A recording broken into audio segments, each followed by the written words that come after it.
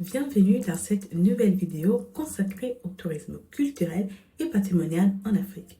Terre de tradition, de monuments emblématiques et de savoir-faire ancestraux, le continent regorge de richesses à découvrir et à préserver.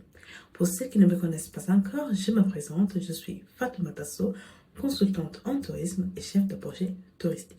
Aujourd'hui, nous allons explorer ensemble les enjeux et les opportunités du tourisme culturel et patrimonial en Afrique avec notre invité spécial. Bon visionnage!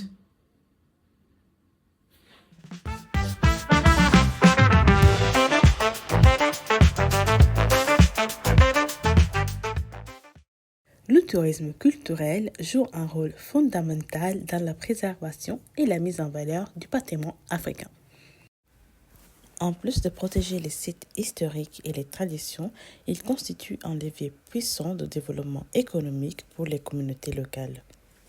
Selon l'UNESCO, il ne se limite pas à la conservation du patrimoine, mais stimule également l'emploi, l'artisanat et la transmission des savoirs. Dans cette vidéo, nous plongerons au cœur du tourisme culturel et patrimonial en Afrique en explorant ses réussites, son impact sur les populations locales et les défis auxquels il est confronté dans un contexte de forte croissance.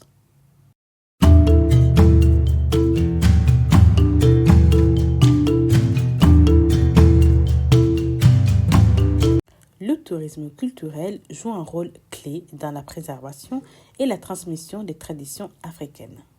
Festivals, cérémonies et événements culturels ne se contentent pas de célébrer l'héritage ancestral, ils permettent aussi de le faire vivre et d'assurer sa pérennité en l'adaptant aux réalités contemporaines et aux attentes des visiteurs. Selon un rapport de l'OMT, ces manifestations attirent chaque année des milliers de touristes, générant ainsi des retombées économiques positives et renforçant l'engagement des communautés locales dans leur sauvegarde de leur patrimoine immatériel. Elles offrent également une vitrine aux artisans, musiciens et déteneurs de savoir-faire traditionnels, contribuant à dynamiser l'industrie culturelle et créative du continent. Dans cette dynamique de mise en valeur du patrimoine, il est intéressant de se demander comment le tourisme culturel participe-t-il à la préservation des traditions locales. Alors, je suis franco-gabonaise et en ce qui concerne le Gabon, c'est un pays qui est déjà énormément riche en diversité ethnique et culturelle. Il existe des produits touristiques qui permettent de découvrir ces attraits culturels-là du pays. Et pour n'en citer que quelques-uns, on va avoir donc les arts culinaires, on a également les marchés artisanaux. Il y a également la possibilité d'être immergé dans des cérémonies traditionnelles. Je fais allusion par exemple au Bwiti, qui est, si je peux dire, la religion traditionnelle la plus connue du pays. On va aussi avoir la possibilité d'être immergé dans des ateliers de savoir-faire locaux. Je pense par exemple au tissage de raffia, qui est un tissu très connu en Afrique, mais dont la symbolique et les motifs vont différer en fonction des régions. Et il y a aussi également donc le festival Gabon 9 provinces qui permet à toutes les provinces du Gabon donc de montrer ce qu'elles ont à offrir culturellement. Et plus récemment aussi le musée national des arts, rites et traditions qui a ouvert ses portes en 2019. Donc ce ne sont que quelques exemples de l'énorme potentiel culturel que le Gabon a à offrir, mais qui ne demandent qu'à contribuer davantage à l'activité touristique et à l'économie locale.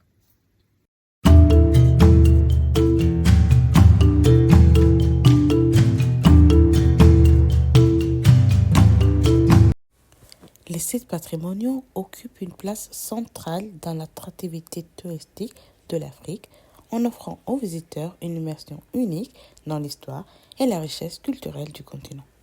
Des monuments emblématiques comme les pyramides de Gizeh, le parc national du Serengeti ou encore les ruines du Great Zimbabwe, tous classés au patrimoine mondial de l'UNESCO, témoignent de la diversité et de la profondeur du patrimoine africain. Au-delà de la valeur historique, et culturelle, ces sites jouent un rôle moteur dans l'économie locale en attirant des millions de visiteurs chaque année. Leur gestion responsable est donc un enjeu clé et doit assurer à la fois leur préservation face aux défis environnementaux et humains et leur accessibilité pour les générations futures. Des politiques de conservation, une gestion durable et une implication active des communautés locales sont essentielles pour garantir leur pérennité et maximiser leurs impacts sur le développement du tourisme en Afrique. L'Afrique regorge de sites patrimoniaux d'exception, témoins de son histoire et de sa richesse culturelle. Selon vous, quels sont les sites les plus emblématiques du continent pour attirer les touristes internationaux? En fonction de la clientèle touristique, les intérêts varient énormément. Et je vais essayer d'être objective, ça va être compliqué, mais pour citer quelques exemples de sites patrimoniaux qui, à mon sens, valent le détour, autant ceux qui font partie déjà des plus connus que ceux qui méritent davantage d'être mis en valeur. Je dirais l'île de Gorée au large des côtes sénégalaises, les falaises Bandiagara du pays d'Ogon au Mali, on a Robben Island en Afrique du Sud, la cité royale d'Abomey au Bénin, on va avoir le parc national des Virunga en RDC, la chefferie Banjoun au Cameroun, les chutes Victoria sur le fleuve Zambèze, les pyramides de Gizeh en Égypte et pourquoi pas aussi donc le parc national Luango, la baie des Tortues Luttes ou les magnifiques plateaux batekiers au Gabon.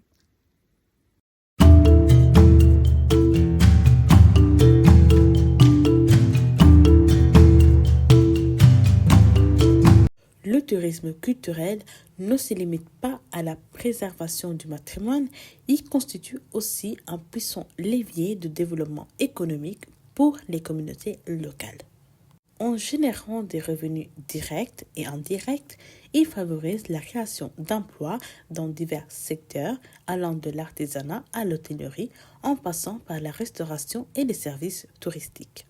La vente d'objets artisanaux, les spectacles culturels et les visites guidées permettent aux populations locales de tirer profit de leur héritage tout en offrant aux visiteurs une expérience immersive et authentique. De plus, la demande accrue pour des infrastructures adaptées, musées, centres d'interprétation, hébergement et transport stimule les investissements et encourage les partenariats publics-privés. Lorsqu'il est bien structuré, le tourisme culturel devient ainsi un moteur de développement durable, favorisant la valorisation du patrimoine tout en améliorant les conditions de vie des habitants et en renforçant l'attractivité des destinations africaines. Une gestion bien pensée et des partenariats solides peuvent renforcer l'impact économique du tourisme culturel. Quel modèle vous semble le plus efficace pour maximiser les retombées? Alors je vais évoquer quelques leviers qui, à mon sens, sont très parlants, à savoir donc en favorisant la collaboration avec les prestataires locaux directement, les prestataires du tourisme, en fluidifiant les moyens de transport internes à chaque pays, région, pour faciliter les accès aux différents sites, mais aussi en fluidifiant les transports intra-africains, en revalorisant également l'art et l'artisanat africain qui est d'ailleurs très apprécié. Je dirais aussi en créant davantage de structures touristiques qui mettraient en avant l'identité locale propre à chaque destination. C'est-à-dire, par exemple, en élargissant l'offre hôtelière, si on oublie le modèle d'un hôtel building, en créant des hôtels qui respecteraient et mettraient en avant les paysages locaux ou qui mettraient en avant aussi les matières premières locales, en diversifiant également les types d'activités touristiques en fonction de l'offre déjà existante, en créant des structures d'accueil pour le patrimoine matériel en fonction des régions où il en manque, et en encourageant la préservation donc, du patrimoine immatériel qui est un atout et un bijou non négligeable pour le tourisme africain. en favorisant des formations spécifiques en fonction de divers attraits touristiques, en fonction des régions, pays, pour préserver et permettre la transmission de ces savoir-faire locaux dont chaque région a le secret, et pourquoi pas en faire des domaines d'expertise. Tous ces leviers touristiques convergent à la création d'emplois à plus grande échelle dans différents secteurs d'activité et contribueront donc à maximiser les retombées économiques du tourisme culturel dans chaque pays. Et sans omettre de maintenir un accent prononcé sur le tourisme durable et responsable pour préserver les cultures locales et la biodiversité africaine.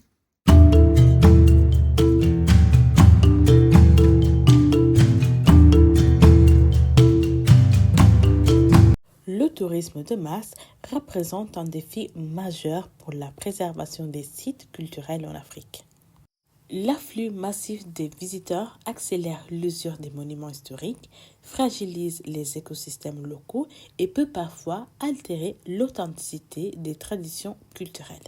Sans une gestion adaptée, ces sites risquent de perdre leur valeur historique et culturelle.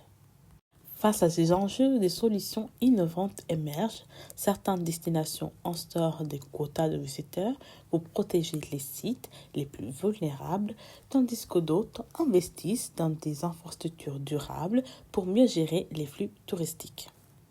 La sensibilisation des voyageurs et l'implication des communautés locales sont également essentielles pour garantir un tourisme respectueux qui valorise et protège ce patrimoine unique.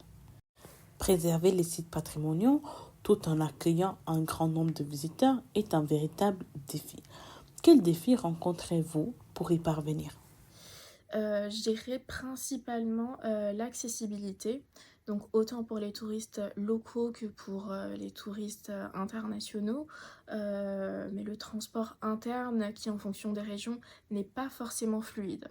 Je parle autant de transport interne que ce soit routier, ferroviaire, aérien ou maritime même pour certains pays. C'est un point qui est en processus d'amélioration et de façon globale, et c'est encourageant pour le tourisme africain. Je soulèverai également le point de l'importance de la mémoire parce que malheureusement on peut retrouver un manque d'intérêt ou d'attachement aux cultures ou au patrimoine locaux dans certains endroits, et ça peut s'expliquer par le manque de traces écrites en faveur des transmissions orales. Je vais évoquer l'exemple des griots pour que ce soit parlant. Ça s'explique aussi par la présence des religions dans certains pays africains, donc que ce soit chrétienne ou islamique ou autre, mais qui rejettent aussi certains aspects culturels. Et aussi, j'évoquerai la modernisation qui a malheureusement aussi un rôle pour les nouvelles générations. En dernier point, j'aborderai la valorisation adaptée. Alors c'est très vaste dit comme ça, mais ça englobe plusieurs aspects. De l'entretien d'un site à sa promotion, je dirais selon moi que l'idéal est de mettre en avant l'authenticité culturelle d'une région.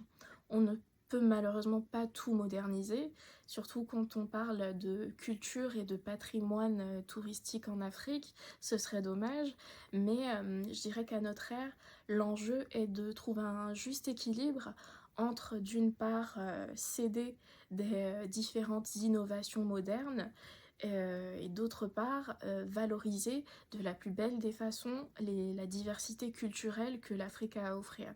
Donc ceci pour donc que les touristes puissent percevoir sans faire aucun effort l'invitation donc à venir découvrir l'authenticité et ce qui fait qu'un site culturel ou patrimonial est unique. L'Afrique en regorge et c'est juste à nous de jouer.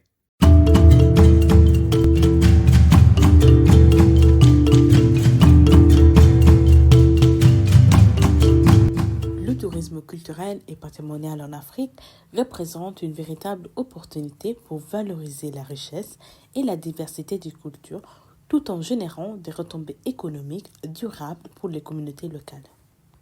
Cependant, son développement doit impérativement s'accompagner de mesures de préservation pour éviter la dégradation des sites et la standardisation des traditions. Chacun de nous a un rôle à jouer. En privilégiant un tourisme responsable et en soutenant les initiatives locales, nous contribuons à la protection et à la transmission du patrimoine africain aux générations futures. Alors, engageons-nous ensemble à explorer, respecter et promouvoir la culture africaine à travers nos voyages. Un grand merci à Christina pour son temps, son expertise et ses précieux échanges. Merci également à vous tous d'avoir regardé cette vidéo jusqu'à la fin. Vous avez compte, alors n'hésitez pas à partager vos impressions et à me suggérer les sujets que vous aimeriez voir abordés dans les prochaines vidéos. Je serai ravie de vous lire. On se retrouve très bientôt pour une nouvelle vidéo dédiée au développement du tourisme en Afrique. D'ici là, prenez soin de vous et à très bientôt.